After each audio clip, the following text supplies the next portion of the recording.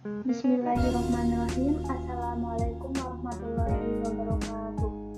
Sebelumnya perkenalkan, nama saya Ibu Maisaroh dari kelas RPL atau Sekolah SMK Negeri 3 Banda. Sebelumnya di sini saya akan menjelaskan pengertian flowchart terlebih dahulu. Flowchart adalah pengembangan secara grafik dari langkah-langkah pemecahan masalah yang harus diikuti oleh pemroses.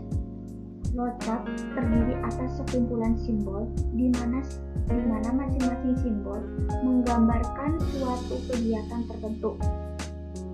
Flowchart diawali dengan penerimaan masukan atau input, kemudian pemrosesan masukan, dan diakhiri dengan menampilkan hasilnya yaitu output. Kita mulai ke kasus yang pertama, yaitu cara mengirimkan email. Yang pertama ada mulai. Di sini mulai ini menggunakan simbol input, kemudian selesai ini menggunakan simbol output. Kemudian yang pertama mulai, kemudian lanjut ke web login Gmail. Di sini di web login Gmail ini berfungsi untuk pemasukan data. Di sini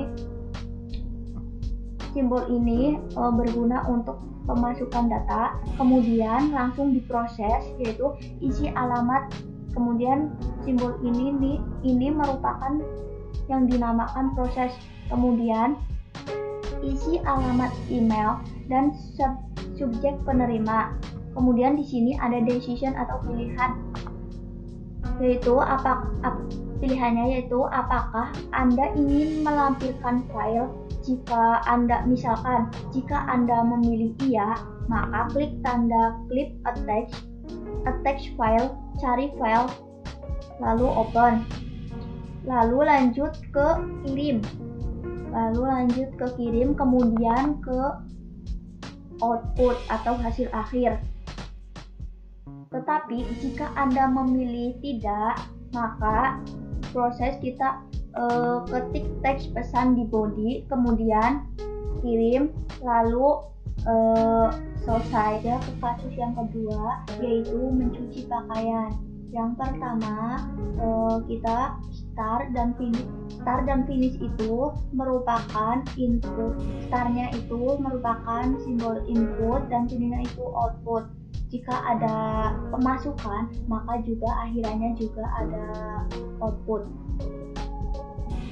Yang pertama langsung masukkan pakaian kotor, kemudian cuci pakaian kotor dan bau. Di sini ada pilihan apakah pakaian sudah harum. Jika Anda memilih tidak, maka artinya pakaian belum dicuci. Kemudian langsung finish atau output. Tetapi jika Anda memilih iya, berarti pakaiannya sudah dicuci. Kemudian ke output. Kasus yang ketiga yaitu menampilkan data. Yang pertama kita mulai, biasa ya, jika ada tombol input maka akhirannya ada output juga. Mulai, lalu kemudian di sini ada prompt tambah data. Ini pasti kalian udah tahu kan, udah saya jelasin di awal ini merupakan apa gitu.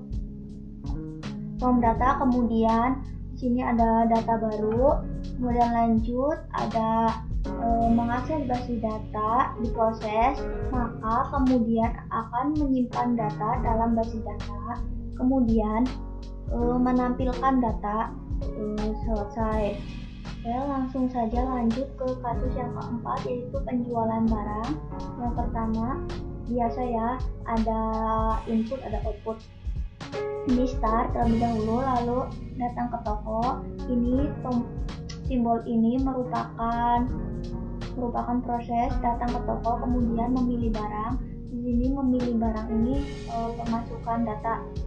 Ini dinamakan, pokoknya simbol ini berfungsi untuk pemasukan data. Kemudian di sini ada decision atau pilihan, yaitu apakah barang sudah dipilih.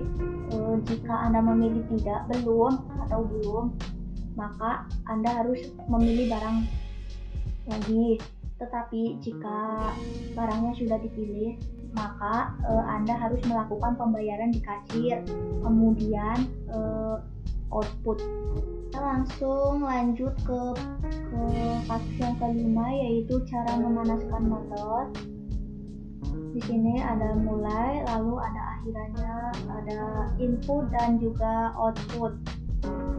Langsung ke mulai, lalu kita cari dan ambil kunci motor, kemudian langsung apakah kunci ketemu, langsung lanjut, kemudian masukkan kunci motor ke kontak. Simbol ini merupakan proses, yang ini yang atas merupakan simbol decision, yaitu pilihan. Kemudian di sini ada putar kontak motor, lalu kemudian lanjut tekan double starter, kemudian motor siap dipakai. Oke, lanjut ke kasus yang keenam, yaitu cara mengambil uang di ATM. Yang pertama kita ini di sini ada namanya mulai sama selesai. Mulai itu merupakan input dan selesai itu merupakan output. Lalu lanjut ke masukkan kartu ATM, kemudian masukkan PIN ATM, lanjut kemudian jumlah uang yang akan diambil misalkan 100.000 atau 200.000 tergantung yang mau ngambilnya. Kemudian tampilan dan uang akan keluar sebesar 100.000.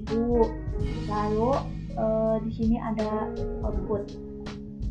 Lanjut proses yang terakhir, yaitu cara membuat kopi. Di sini ada mulai dan juga selesai. Mulai ini menggunakan input dan setelah itu menggunakan output. Mulai kemudian langsung ke proses, buka kemasan kopi, kemudian diproses lagi, kemudian diproses lagi, tuang kopi ke dalam gelas. Kemudian di sini ada panaskan air hingga mendidih. Terus kemudian di sini proses juga, tuangkan air ke dalam gelas, kemudian aduk hingga rata sampai selesai, kemudian output selesai. Mungkin cukup sekian video dari saya. Mohon maaf apabila Anda kurang paham dengan materi yang sudah saya jelaskan. Mohon dimaklumi. Wassalamualaikum warahmatullahi wabarakatuh.